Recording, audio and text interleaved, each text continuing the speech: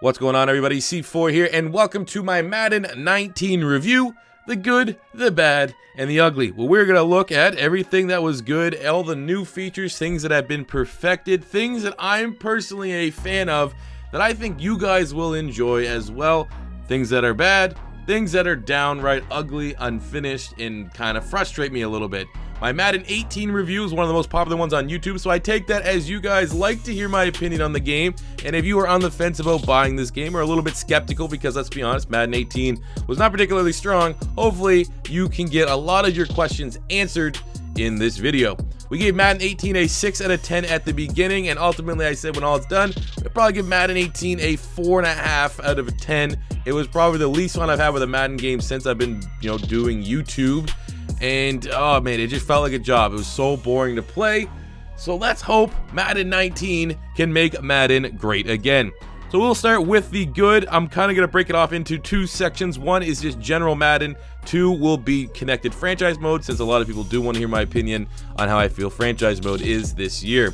So starting with the good, we're going to start with the graphics. Now, I'm running it on PC, so it's going to be a different experience than what most of you guys are getting on console, and I assume most of you are playing on console. So I can only speak for myself in saying on PC, I'm getting it running well. There's no glitches, no lag. I've heard some people have had some frames and stuff like that, issues. For me, everything's worked great. The graphics look good. I even think on console, in general, the graphics are decent enough, even if you're trying to be overly critical, that it's not a negative aspect of this game. The shoulder pads looked a little bit wonky during the beta. They fixed that. But for me, everything on PC so far has looked very, very good visually. The AI play calling is significantly better. This was an underrated feature that wasn't talked about enough as to why Madden 18 fell short. Madden 19's play calling is 10 times better, I can tell right away. In Madden 18, it was so random. You would have teams follow the exact same script regardless of what their strengths and weaknesses were in Madden 18, and it made every game feel pretty much the same. I have roughly 15 hours played of Madden 19 so far, and I can tell you that the gameplay, while not perfect, is definitely noticeably better, and it's gonna make the game that much more immersive and that much more realistic, because it's not some generic game script. When you play the Giants, they're gonna try to hit fancy passes down deep to Odell. When you play teams like the Jags, they're gonna try to power run it with Leonard Fournette. It really does complete the gameplay and gets us started in the right direction now. It kind of, hopefully, whatever the game plan, play calling, all that stuff for Madden 18, that was scrapped, and Madden 19 is the start of a great building block for the future of AI play calling in Madden. Just a quick note about the tackle animations. For me, they look less clunky. It looks more realistic. That was like one of the first things that jumped off the screen when I played my very first game. Shout out to, congrats on that. The tackling animation in Madden 18, you would see like Superman tackles that if they happen in real life, 95% chance of paralysis if that tackle happened. I like them this year.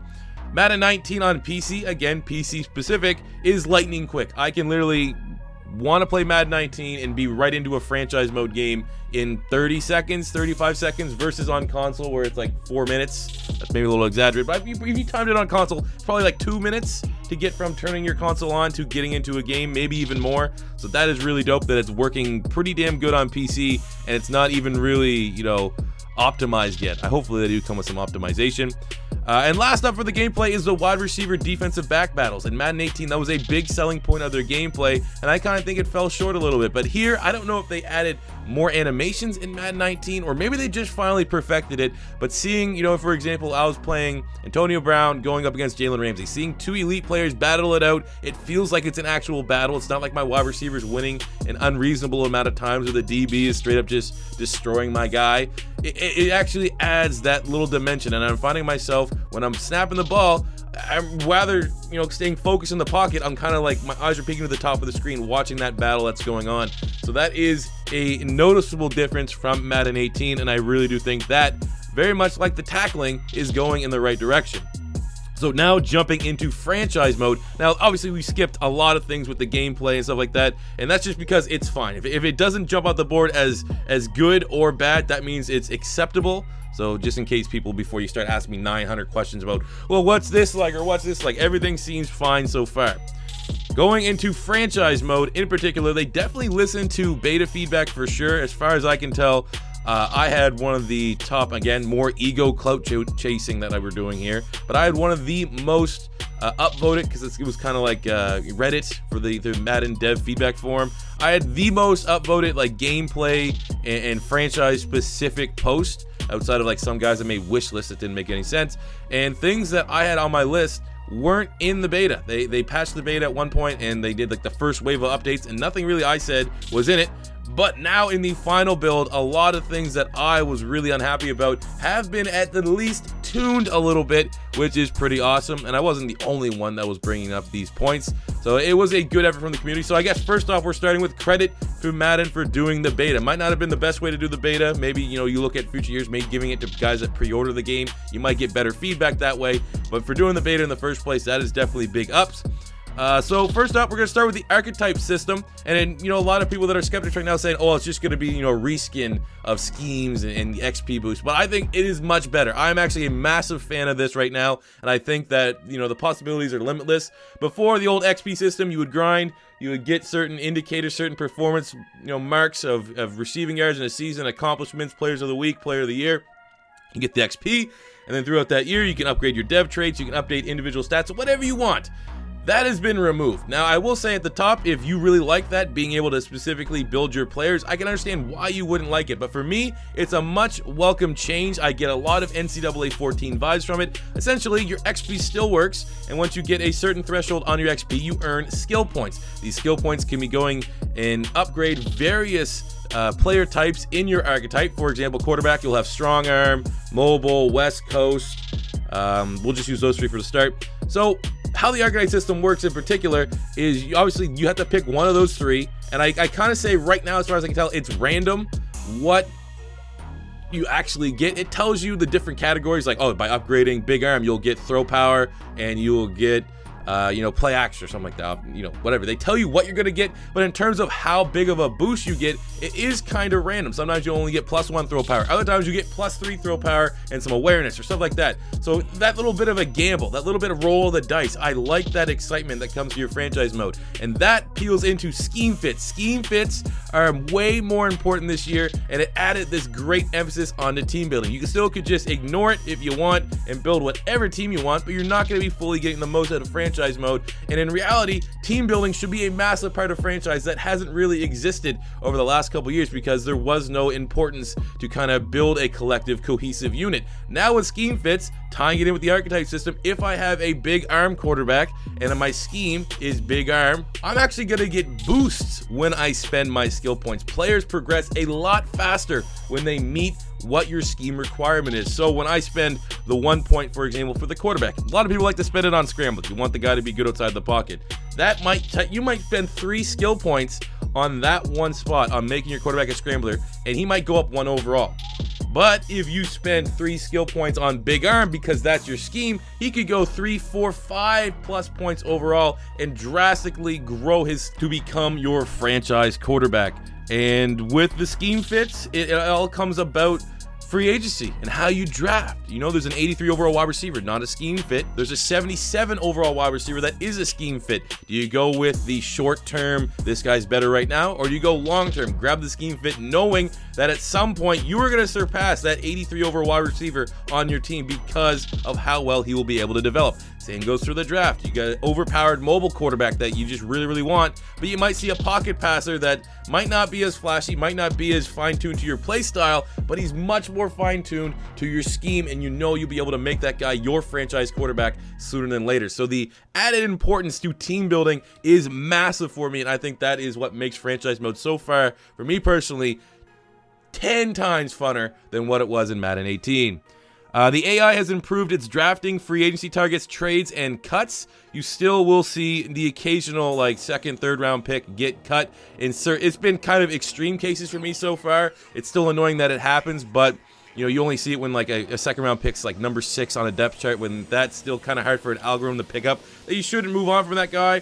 But drafting stays pretty much the same. They're not drafting double positions. They're not drafting positions that already have young established stars. Free agency, I mean, Madden 18, you'd have 86 overall Marcus Mariota on the Titans. As soon as that 88 overall quarterback came on free agency, the Titans would sign him, as well as having Mariota still on the roster. Haven't seen that yet. And the trades, you can't really make those ridiculous one-sided trades anymore.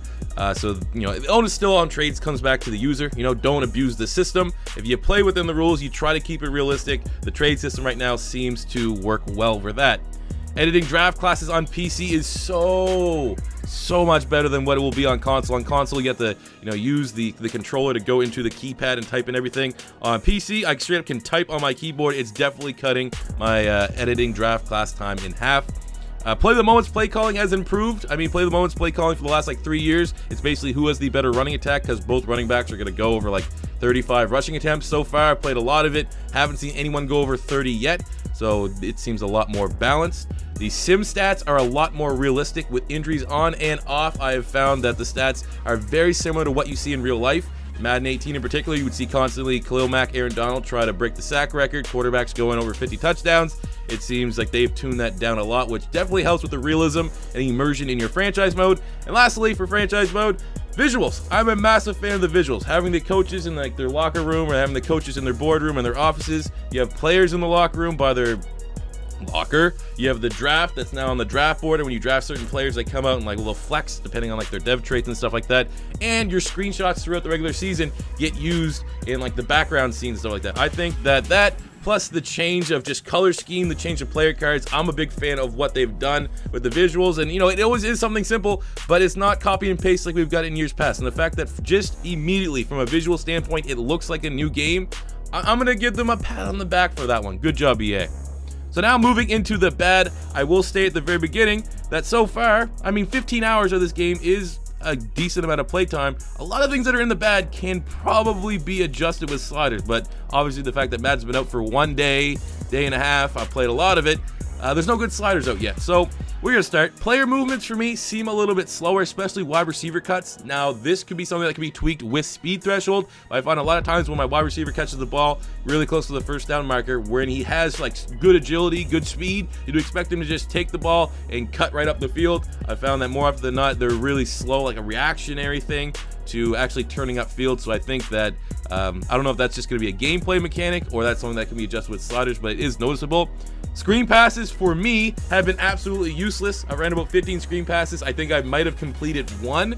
I don't think I've got positive yardage yet. I don't know if they dumbed down a very overpowered cheesy play for user, but again, I don't know if sliders can fix that. But if you're a guy that likes screen passes, good luck. Run blocking has been absolutely awful on default sliders. Now the run game, the RPM, it's definitely gonna take some getting used to, and I'm still not there yet, but I'm straight up talking run blocking. My offensive line that was utterly dominant was getting just pushed back in. I was constantly getting tackled in the backfield against a fairly inferior defensive line. A defensive line of 70s was destroying my offensive line of like all 85 pluses. So again, probably can be tweaked with sliders, but the run blocking at its core right out the box is not very rewarding. Which comes into the big point. Default sliders are once again falling short. The default sliders for all Madden, all Pro are very, very poor. I don't understand how every year it's this kind of wonky out of sorts. We have to wait for community sliders to come out. I don't know why. Maybe they don't take influence from top community sliders and implement that into the base game right out of release. All Madden is not as unplayable as it was in Madden 18, but it's still not very good. It's still a case of your really, really good players getting dumbed down versus, you know, more competition from the AI. Like the AI playing better is not so much. It's definitely dumbing down your players, which was a big gripe last year in Madden 18. Injuries are still a little too frequent. It's not as bad as Madden 18, which a lot of people have issues with, but it still is, you know, an issue. Maybe tone it down again. Sliders. The challenge system is exactly the same, pretty much useless. Ties are a little too frequent in the sim. We're seeing, you know, 2, 3, 4 ties in a single season, where in real life, you might get 1, 0, 2, or something like that, max. Player regression for me is a little extreme. I saw Eric Weddle go from an 86 to a 79, which I was like, whoa, okay. I always feel like player regression, it should be a lot and heavily based on your stats. Like Eric Weddle had a great season. He should not regress 6 points just like that, because he got, you know, he turned 33 or something. So the regression is a little too extreme for me.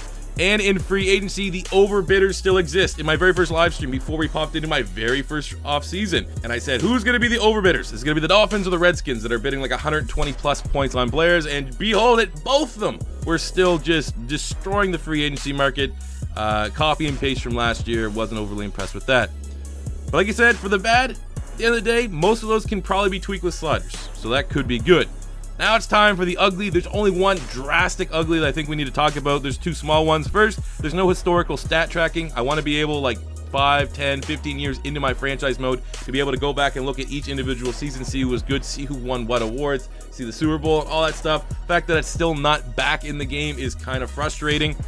There's no draft class randomizer, which I've already talked about in depth before, but the fact that you came up with this idea to have custom draft classes, but whoever spends the countless hours making that draft class is not going to get the maximum reward, the great feeling of having a successful, surprising draft, because you know all the players' overalls. So I'm really surprised how they came up with the idea to bring in custom draft classes in the draft class editor, but not having a randomizer to be able to mix up and jumble some of the players. So I hope to God, fingers crossed, that comes as a patch at a later date.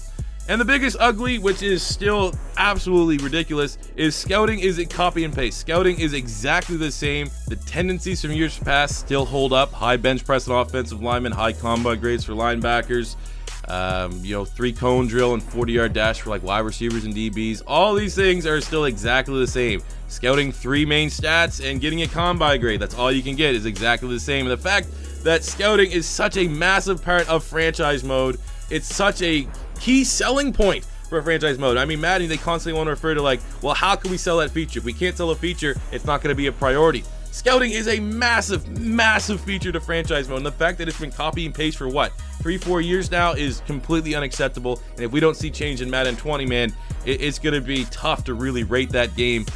So they get a pass this year because they've done so much with the archetypes and the scheme fits. But next year, you got to look at coaching carousel. You absolutely have to look at revamping scouting, because if it's more or less the same thing yet again, I don't know, man. I wouldn't understand the direction that they're going with franchise mode if they keep the scouting as is. A couple other things that's, out of the ugly, just random notes. Long shot is a mode. I'm not a particularly big fan, but it, different strokes for different folks. Mud appears to be more friendly to the no money spend crowd. Better solos, I guess, and less non-auctionable cards. The soundtrack isn't overly bad for being strictly rap.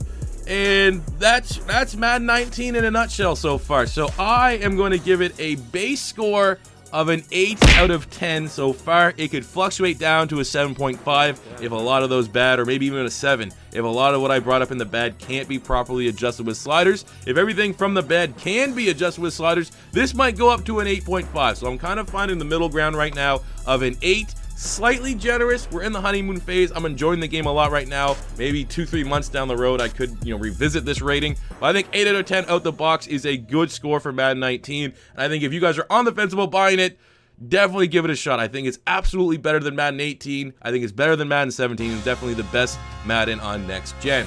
So let me know what you guys feel like. What are your impressions from Madden 19 so far? The good, the bad, and the ugly? Let me know. As always, if it's your first time stopping by, don't be afraid to hit the subscribe button. Madden 19 season is going to be fire on the channel. And that does it for me today, guys. I hope you guys did enjoy this somewhat in-depth review of Madden 19. And I hope you guys are having as much fun with the game as I am. Until next time, it's C4, saying peace out.